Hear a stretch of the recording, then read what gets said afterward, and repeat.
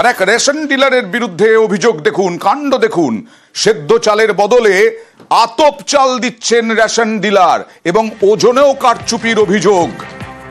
জলপাইগুড়ির দেবনগরের রথখোলা এলাকায় বিক্ষোভ। দেখে একটু অ্যাম্বিয়েন্স দেখাবো একটু।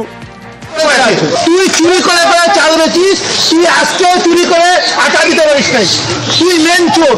আমার চাল দিবি, কথা বলবো প্রতিনিধি শান্তনুর সঙ্গে। শান্তনু, রেশন ডিলারের বিরুদ্ধে ঠিক কি অভিযোগ এবং তারপরে গ্রাহকরা সব ওজনের মেশিন ফেশিন তুলে নিয়ে চলে গেলেন?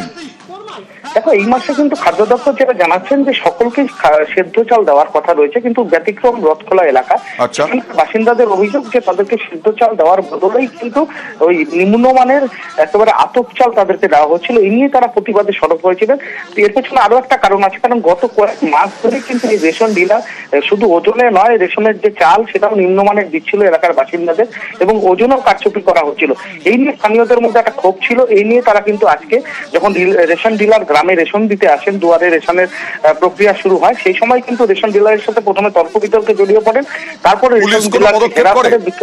পুলিশ এবং খাদ্য দপ্তরের আধিকারিকরা গিয়েছেন। খাদ্য দপ্তরের আধিকারিক নিজে স্বীকার করেছেন যে এটা ভুল করেছেন এবং ঠিক করেননি। সুতরাং এই ঘটনায় তদন্ত হবে, দেখা যাক তার বিরুদ্ধে কি পদক্ষেপ করা হয়। বলছে আজকে আতপ চাল দেওয়া হবে। তা আমাদের কাছে খবর ছিল যে এই মাসে সিদ্ধ চাল দেওয়া হয়েছে। তো উনি বলছে সিদ্ধ চাল যদি নিতে হয় তাহলে 7 দিন পর দোকানে গিয়ে নিতে হবে। আর এই যে স্লিপটা এত নিম্নমানের স্লিপ যে কালিটা খুব বেশি হলে 2 দিন থেকে 3 দিনের মধ্যে উঠে যায়। যেহেতু দেওয়া হবে না তাহলে মোবাইলে ছবি তুলে রাখি। বলছে না, ছবি তুললেও হবে না, জেরক্স করলেও হবে না, এটাই লাগবে, এইরকমভাবেই লাগবে।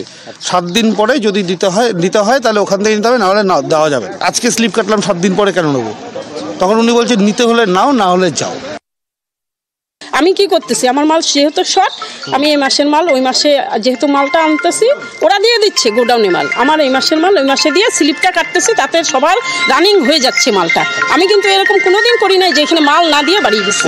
হ্যাঁ, সেদ্ধ চাল দিছে। আমার ভ্যানওয়ালা গেছিলো বাড়িতে, প্রথমে আতপ নিয়ে আসছে, অনেকে স্লিপ নিয়ে বাড়ি যায় তো তখন আতপ থাকে দেই, তারপরে আরেকবার আসছে তখন সিদ্ধ নিয়ে আসছে।